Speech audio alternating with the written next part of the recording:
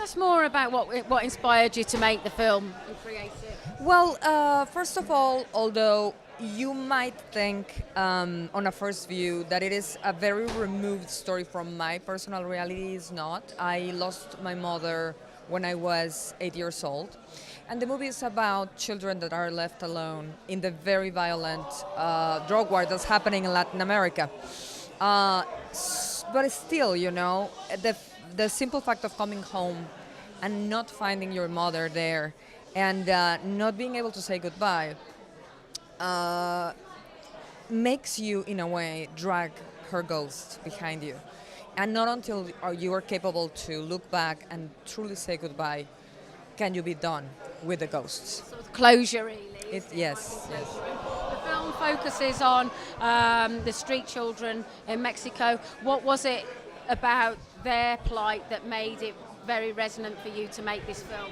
Well, the fact that you never see their stories in the media.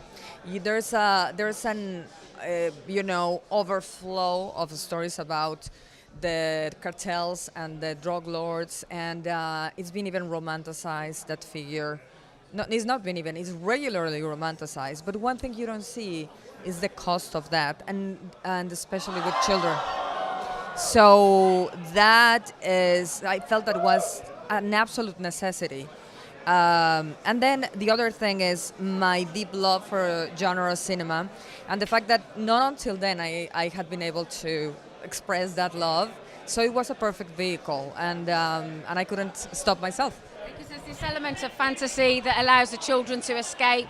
There's a comparison to Pan's Labyrinth. Was that very much an influence in Guillermo del Toro's work? I think that not particularly Pan's, although there is, of course, comparisons. A little girl that faces a very harsh reality by inhabiting a more fantastical world. I'm not going to say her fantasies, because neither in Pan's nor mine are fantasies. But, don't worry, but I have never seen this before. What the hell? They're building a house of cards, and I think the cards fell. I think that's what's happened, but... They're done. Okay, so Guillermo,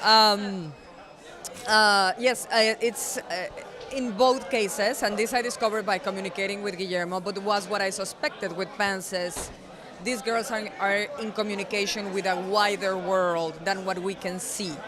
But it is not only Pans. There's, for example, influences from Fanny and Alexander, from Bergman, from Beasts of the Southern Wild, from City of God, from a beautiful Iranian movie called Turtles Can Fly. I'm always stealing from a lot of people, not one person. I steal from everybody. I think every filmer does that. It's a form of plagiarism. Is what would you say? A compliment to the people's work. We call it an homage, not a stealing, but it's kind of hazy. It's kind of hazy.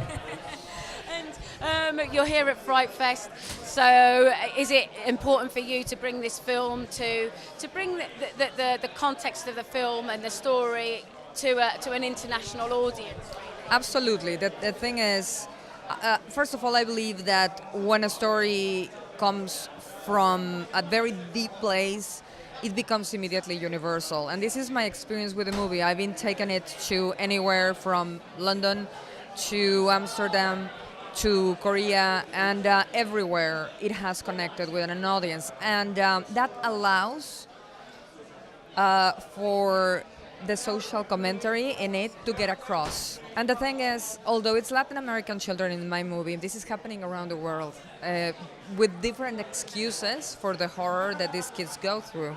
A, and B, Mexico is a country that sadly very often only reacts to pressure from outside. So I do think it's vital to say, you know what, it's a lot of fun to watch these TV series and movies about the cartels, but this is happening, and we need to think about it.